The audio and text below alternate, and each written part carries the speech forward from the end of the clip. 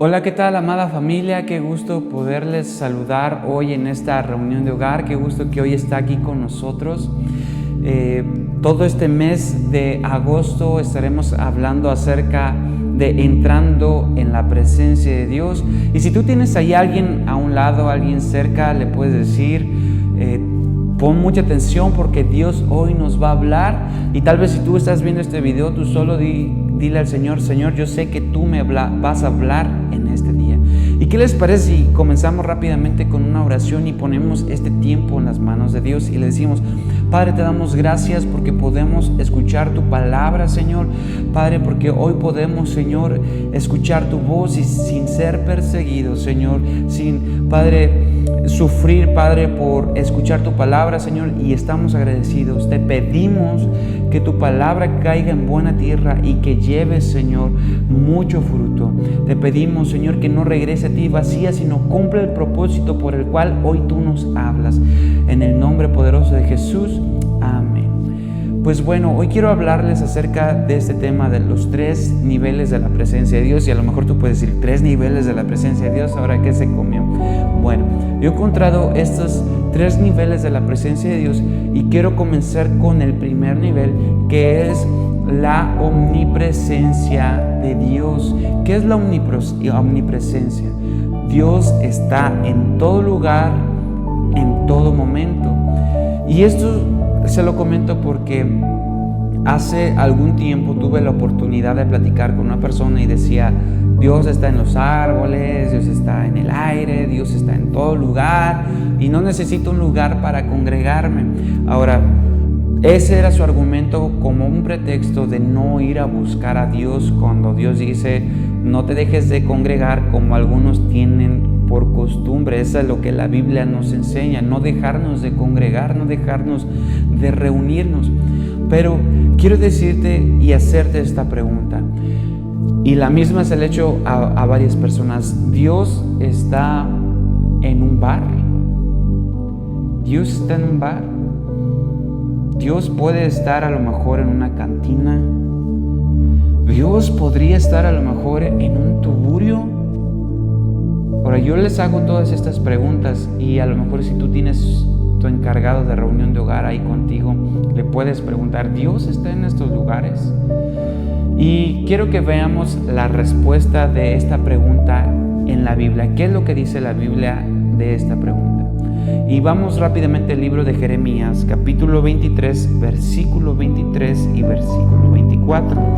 Dice: ¿soy yo Dios de cerca solamente, dice el Señor, y no Dios desde muy lejos? Versículo 24: ¿se ocultará alguno, dice el Señor, en escondrijos que yo no lo vea? ¿No lleno yo, dice el Señor, el cielo y la tierra? Proverbios 15:3 dice: los ojos del Señor están en todo lugar. Dile a la persona que está a tu lado: en todo lugar, mirando a los malos y a los buenos. Dios está en todo lugar, amada familia. Dios sí está en todo lugar. La Biblia nos dice ahí, como vimos en Jeremías 23, versículo 24, que Dios llena todo, llena la tierra, llena los cielos. O sea, Dios está en todo lugar. Pero fíjense bien cuál es la gran diferencia y lo que Dios me llevó a responderle a este hombre, que él decía: yo no tengo necesidad de buscar a Dios en una iglesia porque pues Dios está en todos lados. Y la Biblia sí nos enseña que Dios está en todos lados, pero Dios no se manifiesta en todos lados. Dios no se manifiesta en todo lugar. Dios no puedes percibirlo en todo lugar. Si tú vas por la calle manejando, Dios está en la calle, Dios está ahí donde tú vas en el carro, Dios está ahí. Pero no significa que Dios se haga notar en ese lugar. Tú puedes estar en un restaurante, puedes estar en la plaza y tú ves caminando la gente y no es consciente de que Dios está ahí. Ojo, Dios puede estar en ese lugar donde tal vez tú te sientes tentado, donde estás a punto de caer en tentación y piensas que Dios no te ve, pero Dios está ahí en ese lugar. Proverbios dice que los ojos de Dios están sobre los buenos y sobre los malos, mirando qué es lo que cada quien hace. pero no se manifiesta, Dios no se hace notar en esos lugares. Quiero rápidamente, van a aparecer ahí los versículos donde están, pero yo te los voy a decir. La Biblia dice que Dios habita en medio de la alabanza de su pueblo. ¿Dónde Dios se manifiesta? Cuando tú y yo le alabamos, cuando venimos a la congregación y estamos en la alabanza, estamos aquí. La Biblia dice que Dios se manifiesta en ese lugar. Eso es lo que nos enseña la palabra de Dios.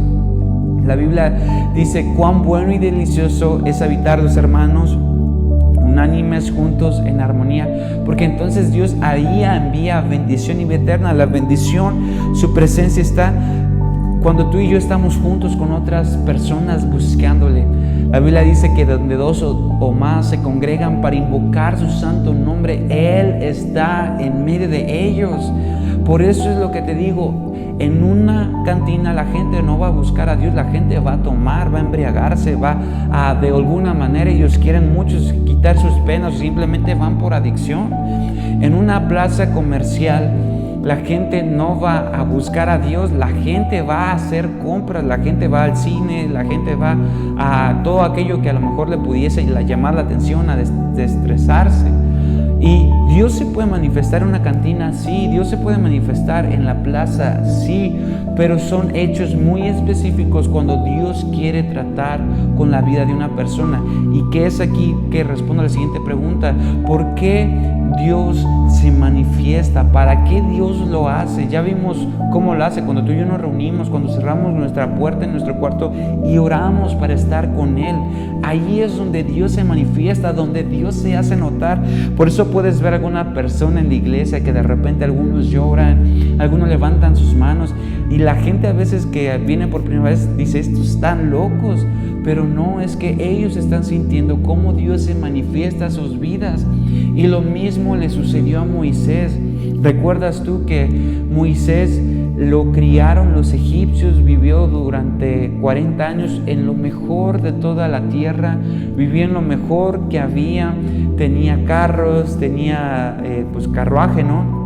Caballos, tenía todo, pero un día mata a un egipcio por tratar de defender a alguien de su pueblo y se dan cuenta. Entonces él huye ahora al desierto y huye, si no mal recuerdo, a Moab, y está allá en ese desierto, huye de Egipto, y durante 40 años Moisés no hace absolutamente nada que destaque. Moisés tiene 80 años y no pastorea ovejas suyas, pastorea ovejas de su suegro. Y cuando está ahí pastoreando esas ovejas de su suegro, recordarás esta historia que él está por el desierto y de repente ve una zarza ardiendo. Y entonces en ese desierto a Moisés le llama la atención, porque tal vez Moisés ya había visto muchas zarzas que se encendían por el calor, pero esta zarza, la diferencia es que no se consumía. Entonces Moisés va, y recordarás esta historia, tú la puedes leer, que Dios le habla en medio de esa zarza y le dice: no te acerques más, quítate tus sandalias, porque el lugar donde estás es santo. Pero ¿cómo va a ser santo si es el desierto? ¿Cómo va a ser eso santo si es el desierto? Pero comienza a ser santo, comienza a ser apartado, comienza a ser especial. Se santificó ese lugar porque Dios estuvo ahí. Dios le estaba hablando a Moisés de ese lugar. Y ve lo que dice Éxodo capítulo 3 versículo 2. Dice: y se le apareció el ángel del Señor en una llama de fuego en medio de una zarza, y Moisés miró, y aquí la zarza que ardía en fuego, y la zarza no se consumía. Otra manifestación que vamos a ver de la presencia de Dios, tú la puedes ver a lo largo de la Biblia de una manera muy, muy importante, de muchas maneras diferentes. Pero cuando Jesús es bautizado a sus 30 años, porque a veces hay gente que bautiza a los niños, pero los niños muchas veces no son conscientes ni del pecado. Pero Jesús va en obediencia a bautizarse a los 30 años, aunque no tenía ningún pecado, pero por obediencia, y nunca pecó, obedeció.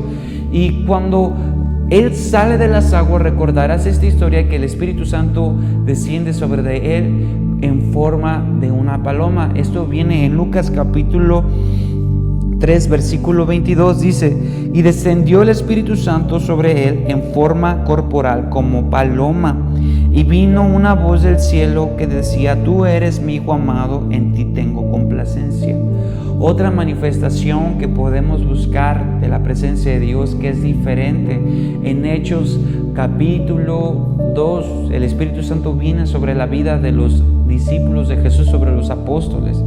Se manifiesta a ellos, y la manifestación ahora del Espíritu Santo sobre la vida de estos hombres es una llama de fuego asentada sobre de sus cabezas.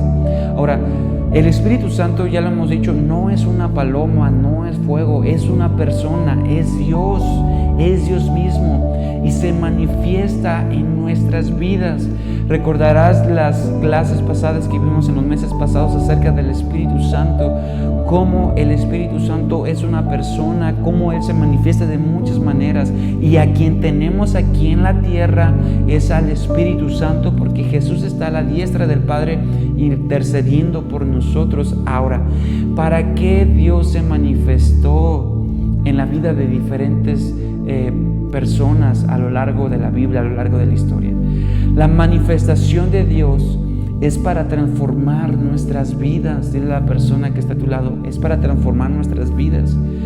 Dios se manifiesta en nuestras vidas para transformarnos, para restaurarnos, para cambiarnos, para darnos propósito, para darnos dirección en medio de la dificultad, para darnos esa visión diferente, esa manera de hablar diferente. Si tú te pones a leer la historia de Moisés, te darás cuenta que viene un pasaje que dice que Moisés era poderoso en palabras y en hechos. Moisés sabía hablar muy bien. Probablemente pues Moisés había dirigido alguna campaña, no sé, estaba dentro de la familia real, era de alguna manera nieto del faraón, sabía hablar, la Biblia dice, era poderoso. Pero después de que vive 40 años, a sus 80 años, Moisés encontramos que era una persona insegura, que en un momento quiso ser esa persona usada por Dios para libertar al pueblo, pero después de vivir 40 años en la soledad, ahora él se había convertido en tartamudo y le dice a Dios: ¿cómo voy a ir yo si ni siquiera puedo hablar bien? Pero no fue así en un inicio. Así que Dios se manifiesta en la vida de Moisés, se manifiesta su vida para decirle: tú tienes propósito, tú tienes todavía el llamado, yo puedo hacer grandes cosas contigo. Pero era necesario que todas las cosas que tú traías cargando de Egipto fueran quitadas de tu vida. Vemos a Jesús como el Espíritu Santo viene sobre él. Jesús, aunque es Dios, rehusó a ser Dios, a su poder de Hijo de Dios, y ahora todo lo que iba a ser hecho en el poder del Espíritu Santo, para enseñarnos que nosotros como hijos de Dios, siendo y carne y hueso, podemos obrar de la misma manera que Jesús obró si el Espíritu Santo mora en nosotros. Y eso lo podemos ver en diferentes pasajes. Dios se manifiesta en nuestras vidas para hablarnos, para cambiarnos, para transformarnos. Así que cuando usted y yo venimos a la iglesia, disponemos nuestro corazón, disponemos nuestra vida, disponemos nuestro ser, cerramos la puerta de nuestro cuarto para pasar un tiempo solamente con el Espíritu Santo, Dios comienza a transformar nuestras vidas. Si a lo mejor eras un hombre muy enojón, que de repente explotabas, o tal vez eras a lo mejor una mujer que de repente se le gustaba, fíjate que acá con la comadre o con la vecina. Dios empieza a tratar todas estas cosas, pero lo comienza a hacer cuando tú y yo nos exponemos a la presencia de Dios.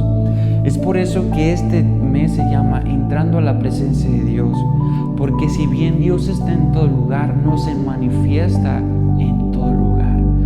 Y último, con este cerramos rápidamente para que tomen un tiempo para platicar acerca de este tema, es que el último escalón es la presencia revelada de Dios. ¿Cómo es que Dios revela? Fíjate, vamos a ver esa historia rápidamente en Lucas capítulo 8, versículo 25. Y les dijo: ¿dónde está su fe? Y atemorizados se maravillaban y decían unos a otros: ¿quién es este que aún a los vientos y a las aguas manda y le obedecen? Esta historia es cuando Jesús viene en la barca, se levanta una tempestad, el agua se comienza a meter, los discípulos no saben qué hacer, despiertan a Jesús y Jesús calma toda la tormenta y hay grande bonanza. Y la pregunta que es, ¿quién es este? Sus propios discípulos, a pesar de haber vivido ya algún tiempo con Él, no se habían dado cuenta y no conocían esa parte de Dios, de Jesús, que podía aún cambiar y calmar toda tempestad y todo clima. Pero muchas veces Dios nos permite pasar dificultades, adversidades, para mostrarnos algo que nosotros no conocíamos de Él. Y no significa que Dios nos abandone, sino que Él, en medio de esas circunstancias, está con nosotros para revelarnos algo que tú y yo no conocíamos de Él. Hasta aquí le vamos a dejar, no vamos a tomar más tiempo. Si tienen alguna duda, pregunten a su encargado, al pastor, a la pastora, a su servidor. Y nos vemos muy pronto en nuestra próxima reunión. Espero que haya sido de bendición.